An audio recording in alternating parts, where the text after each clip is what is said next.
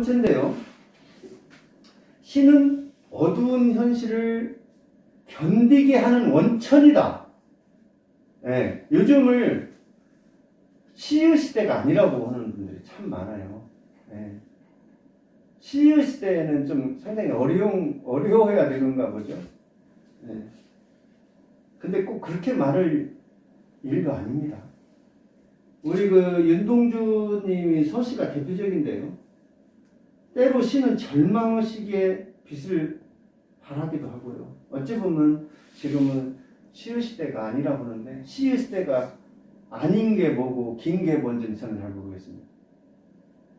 아까 분명히 말했잖아요. 시는 생명이라고. 생명이 있는 한 시는 있는 겁니다. 예. 다만 많은 분들이 시를 안 읽는다는 거죠. 그때는 어려운 시기에는 짤막한 그 한 줄로도 우리가 위로를 받고 그런 시기가 있었습니다. 그런데 꼭 어떤 전쟁이나 참혹함을 당해야만이 시가 빛을 발한다는 것은 저는 잘못된 생각이라고 생각합니다. 희망가입니다. 문병란 선생님께서 쓰셨는데 그 희망가, 앞일에 대해서 좋은 결과를 기대하는 것, 이게 희망가입니다. 얼음장 밑에서도 고기는 헤엄을 치고 눈보라 속에서도 매화는 꽃망울을 든다. 얼음장 밑에서 고기는 헤엄치고 대비를 한 겁니다. 눈보라 속에 계속 눈보라 속에서도 매화는 꽃망울을 튼다. 그러니까 대비를 통해서 각 연마다 대비를 통해서 이렇게 지금 그 희망을 절망에서 희망으로 끌어올리는 겁니다. 이런 말이 있어요. 희망을 갖지 못하는 사람들은 공통점이 있어요. 그 어느 학자가 이렇게 해놨더라고요. 저도 그걸 보고 그렇구나 해서 내가 적어왔는데요. 모든 일에 꾸물거리고 나태했기 때문이다 라는 말이 있대요. 모든 것에 꾸물거리고 나태했다. 희망 앞에 서는 절대 망설이거나 꾸물거려서는 아니됩니다. 희망 없는 청춘이나 인생은 살아도 산 것이라 할 수 없다고 그렇게 말을 해놨더라고요. 근데 이런 게 있어요. 어떤 사람은 출근하고 일을 해도 똑같이 출발했으면 어떤 사람들은 집도 사고 뭣도 사고 그러잖아요. 근데 이 사람은 더 일을 했거든요. 근데 안 되는 거예요. 그럼 운명을 이렇게 타고났는지 몸도 아프고 사고도 나고 그렇잖아요. 쓸데없는 데서 그런 데서 일이 벌어지는 거예요. 근데 어떤 가족은 잘해갖고 이렇게 순하게 가거든요. 근데 왜 우리 집만 그러는지 이런 생각들을 좀 많이 합니다. 나 열심히 살았는데 참 억울하잖아요. 예. 하지만 그래도 절망을 딛고 일어서야 됩니다. 그게 사람이잖아요. 저는 그렇게 생각하고 있습니다.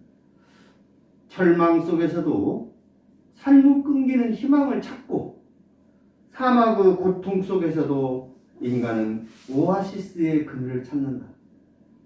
눈 덮인 겨울의 밭고랑에서도 보리는 뿌리를 뽑고 마늘은 빈점에서도 그 매운맛 향기를 지닌다. 그러니까 눈보라 꽃망울, 사막 오아시스, 빈점 향기, 절망 고통, 어두운 빛 이렇게 되겠죠. 예. 이런 다 대비를 통해서 한 겁니다. 절망은 희망의 어머니, 고통은 행복의 수선. 어떤 경구 같아요. 예. 시련 없이 성취는 오지 않고 단련 없이 명금은 날이 서지 않는다. 넘기겠습니다. 104페이지입니다. 꿈꾸는 자여 어둠 속에서 멀리 반짝이는 별빛을 따라 긴 고행길 멈추지 말라. 인생 항로 파도는 높고 폭풍우 몰아쳐 배는 흔들려도 한 고비 지나면 이 고비는 매우 어려운 순간이나 국면입니다. 구름 뒤 태양은 다시 뜨고 고요한 백길 순항의 내일이 꼭 찾아온다. 여기서 꿈을 한번 알아볼 텐데요. 꿈은 서로 그 드림이라고 하잖아요. 상반된 말을 가지고 있어요. 꿈. 그런 어떤 장우 심리적 현상일 수도 있고요. 희망이나 이상, 소원을 말할 때도 꿈이라고 하잖아요. 그런데 우리가 그 허무한 기대, 꿈으로 사라져 버렸다. 이때 서로 상반된 뜻을 갖고 있어요. 자, 이 시를 읽어봤는데요. 요즘은 사실 시대적 상황에서 이 시를 그렇게 이제 문명란 선생님께서 썼는데요. 요즘은 이제 이렇게 쓰이는 이 작법은 거의 안 씁니다. 예, 시대 상황을 잘 묘사한 거죠. 예, 우리가 어떤 절망을 딛고 희망의 세계로 다시 가고자 하는 뜻으로 이렇게 쓴 것인데 요즘은 쉽게 볼 수 없는 시입니다. 아무튼 우리는 어떤 경우도 내일이라는 희망 때문에 살고 있잖아요. 예, 내일이 가서 그게 별 볼 일 없더라도 또 다시 내일을 향해서 생각을 하고 가야 됩니다. 자, 이번에는요. 시로 보는 천년 담양입니다. 면왕정을 스치는 구름을요. 우리 차상영 선생님께서 낭독해 드리겠습니다. 면왕정을 스치는 구름. 조설이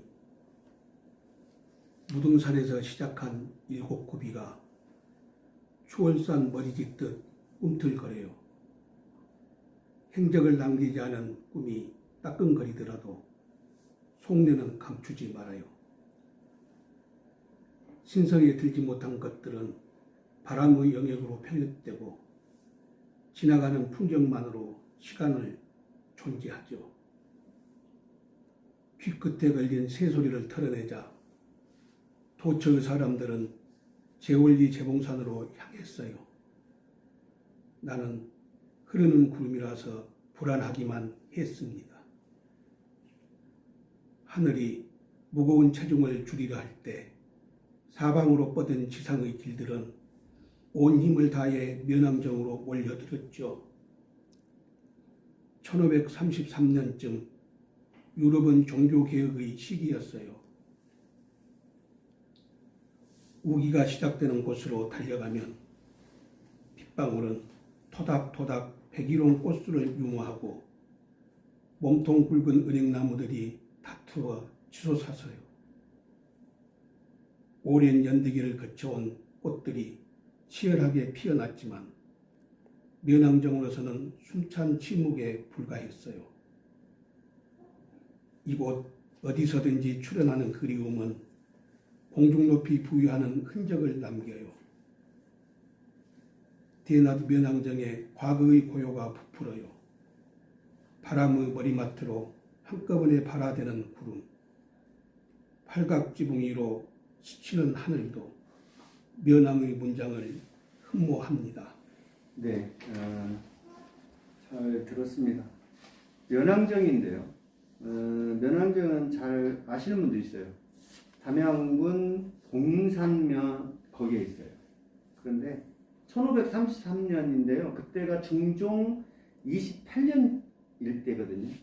송순이 건립한 정자로 팔짝지붕, 팔자지붕이라고 해요. 팔짝지붕이거든요. 이렇게 지붕인데 그 송수는 잘 알다시피 그 조선 그 중기에서 가장 신망받는 선비였습니다. 이황을 비롯해서 강호재현들과 학문을 논하고요. 후학을 길러낸 곳으로 유명하거든요. 전남 기념물 6호로도 지정됐고요.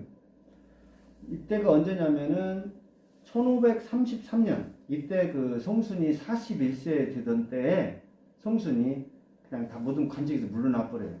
물러나가지고 아이 그 고향 이곳에다가 그 기촌이라는 곳이에요. 기촌. 거기다가 그냥 정자를 짓고 면왕정 삼언가라는 그 글을 지어요. 면왕정 삼언가.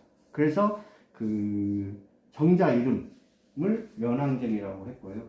자신의 호도 면왕이라고 했습니다. 면왕. 열심히 배우자 그 말입니다. 면왕이라는 뜻이. 예.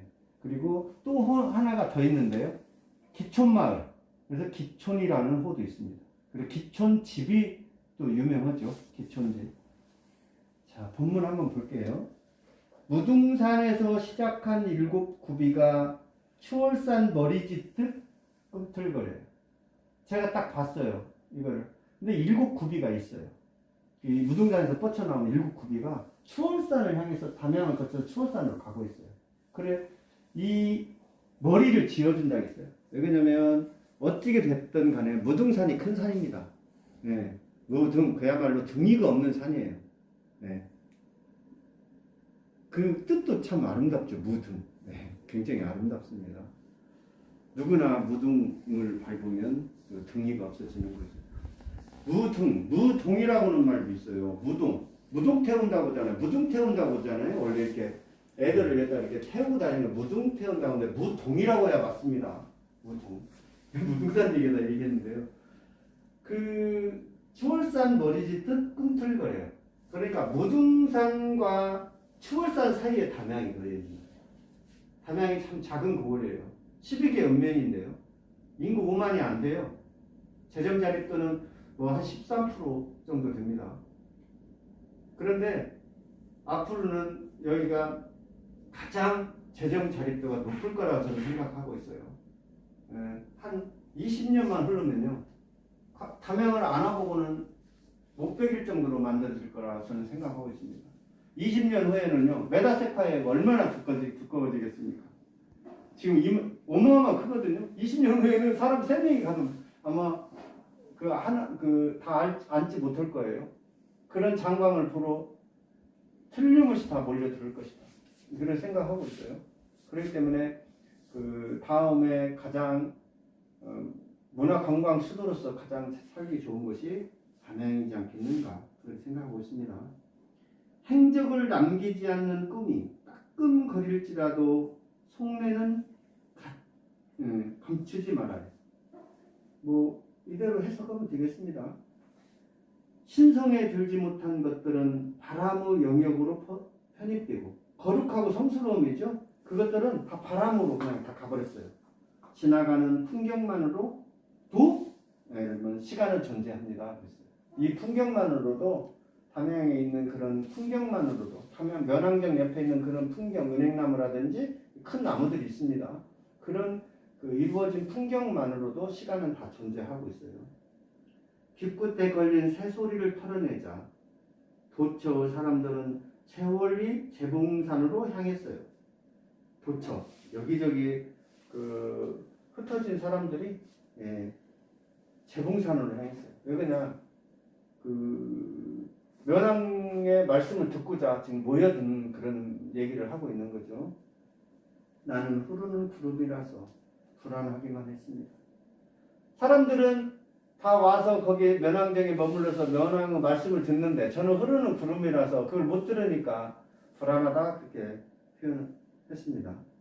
하늘이 무거운 체중을 줄이려 할 때 비를 내리려 할 때 사방으로 뻗은 지상의 길들은 온 힘을 다해 면왕정으로 몰려들었죠. 모든 길들이 면왕정으로 몰려들었대요. 왜? 송순의 그런 어떤 고귀한 말씀을 듣기 위해서 지금 모든 길들조차 면왕으로 이렇게 향하고 있다는 얘기입니다. 1533년쯤 유럽은 종교개혁의 시기였어요. 제가 이 말은 안 써도 되는데 좀 구체성을 갖기 위해서 썼습니다. 이건 조선 중기 아주 격동의 시기죠. 근데 이제 유럽에서는 그 시기에 예를 들면 종교개혁 잘 알다시피 로마 카톨릭 교회의 쇄신을 요구하는 개혁 운동이잖아요.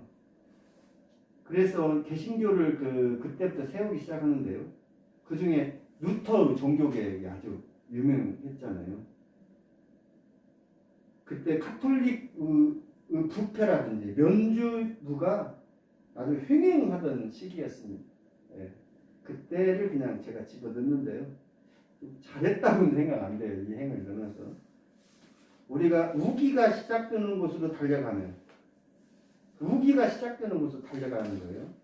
빗방울은 토닥토닥 백일홍 꼼수를 위무하고 어루만지고 달래주는 것을 위무라고 해요. 몸통 굵은 은행나무들이 다투어 치솟아요. 그 옆에 보면은 상당히 오래된 은행나무가 여러 그루 있는데 상당히 큽니다. 오랜 연배기를 거쳐온 꽃들이 치열하게 피어났지만 면왕정에서는 숨찬 침묵에 불과했어요. 꽃들이 여기저기 많이 폈어요. 제가 갔을 때. 그때가 이제 그 여름이었어요. 여름. 네. 우기가 이제 들 때였기 때문에요. 장마가 시작된다는 얘기죠. 우기는. 이 꽃들이 막 숨찬 침묵처럼 보였어요.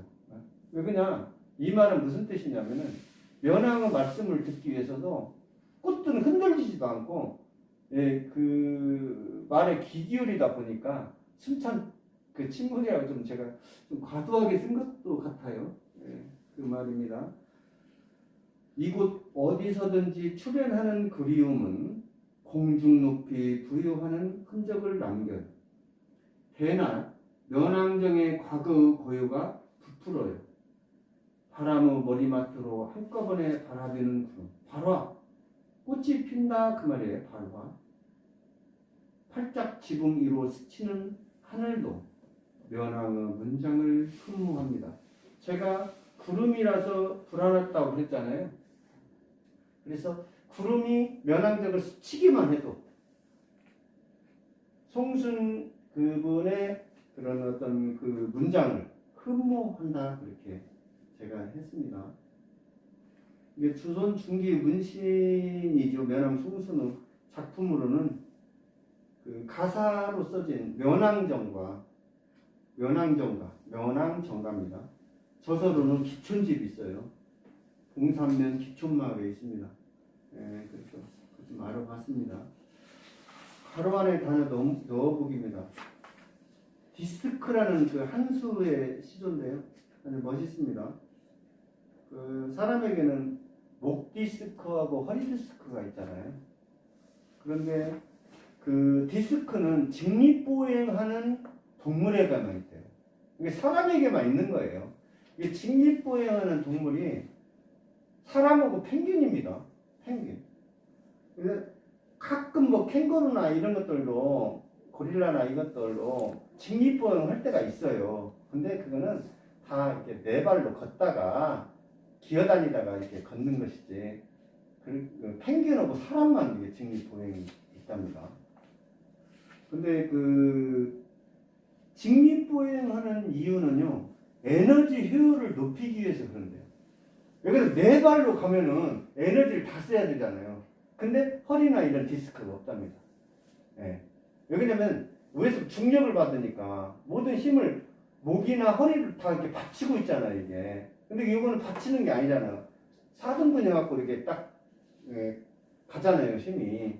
앞발, 뒷발로 해서.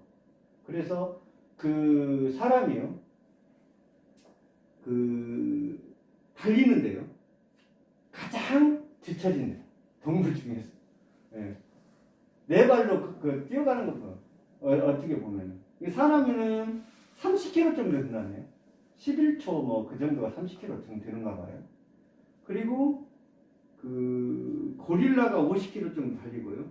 코끼리가 40km 정도 달리거든요. 그러면은 치타, 가장 빠르다는 치타잖아요. 치타 몇 킬로 정도 달리겠습니까? 치타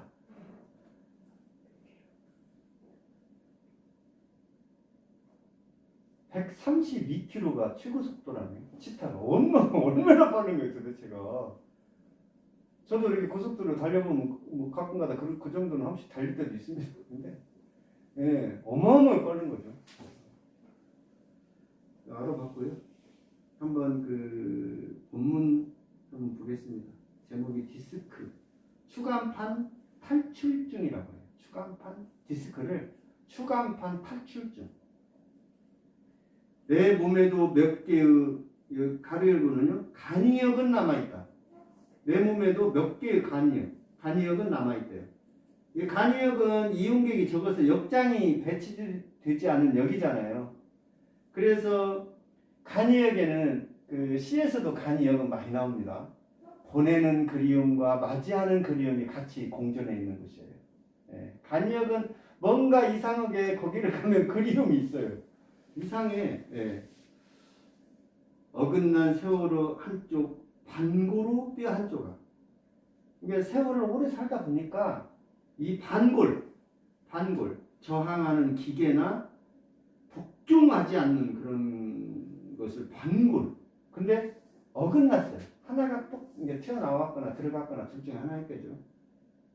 내 마음속 보내지 못한 그 사랑. 답은 사랑입니다. 그 사람 같은. 그랬습니다. 사랑하는 사람, 그리운 사람이에요. 근데 이제 이 디스크 하나를 가지고 이렇게 쓸 수 있다는 건 대단한 거예요. 예. 예. 막상 쓰려면, 아이고, 이거 보니까 나도 쓸 수 있겠네 하지만, 많은 연습이, 숙련이 필요합니다. 제가 한번 그 뼈가 나왔으니까 한번 가끔 그 강의 때마다 그런 얘기 하는데요. 사람 우뼈는 206개입니다. 신생아는 생각보다 많아요. 450개입니다. 뼈가. 성장하면서 다 붙어요. 그런데 목뼈는 7개예요. 목뼈. 우리 척추는 26개예요. 이 뼈가요. 가장 큰 뼈는 여기 허벅지에 있는 대퇴골. 50cm는 되고요. 그런데 우리가 잘 아는 갈비뼈 있죠? 양쪽 12개씩입니다. 그래서 24개예요. 대충 아시겠죠? 그런데 우리 몸에서 가장 작은 뼈가 있는 곳이 있어요. 우리 몸에서 가장 작은 뼈가 귀에 있어요. 이 귀에. 이 귀 속에 있는데요. 등잔뼈라는 것이 있어요. 등잔뼈. 귀 속에 등잔뼈가. 크기가 그럼 얼마나 되겠습니까? 등잔뼈. 잘 모르시죠? 저도 공부하기 전에는 잘 몰랐습니다. 2mm 정도 됩니다. 우리 몸에 2mm 정도 되는 뼈가 있어요. 누구에게나. 등잔뼈라고 합니다. 등잔뼈. 그냥 공부 지루해서 제가 한 말씀 드렸습니다. 주어진 행으로시 재구성하기입니다. 할미꽃인데요. 할미꽃은 우리가 노고초라고 그래요. 노고초. 이게 태어나자마자 할머니가 돼버린 거예요. 좀 억울하죠, 사실. 굉장히 이쁘고, 근데 어떻게 태어나자마자 할머니가 돼버렸대요. 꽃말은 그래서 슬픈 추억입니다. 이 꽃에 관련돼서 실을 때는 꼭 꽃말을 알아둘 필요가 있습니다. 전체적인 그 윤곽이 슬픈 추억이에요.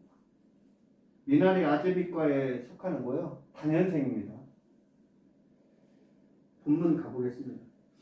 세월을 받잡고자. 받다의 공순한 표현입니다. 받잡고자. 양지바른 돌틈에 피어났다. 양지바른. 대체적으로 무덤에 많이 피어나죠. 명당자리는 다 양지 바른 곳입니다. 돌아가신 분들은 우리나라 다 양지 바른 곳에 다 계셔요. 네. 이유 없이 세상을 향해 삿대질한 적 없는데, 삿대질, 손가락으로 내지르는 거죠. 삿대질. 네. 애늙은이로 태어난 운명이 야속도 하겠다. 야속, 원짱고 속속한 겁니다. 이게 애늙은이에요. 그냥. 태어나자마자 할머니가 돼버린 거죠. 넘기겠습니다. 그래서 저희가 애들 좀 할머니 밑에서 큰 애들, 할아버지 밑에서 큰 애들은요, 잘못하면 빨리 애늙은이가 돼버려요. 행동하는 것도 그렇고 그렇습니다. 그런데 결코 그렇게 좋은 일은 아니랍니다. 그게.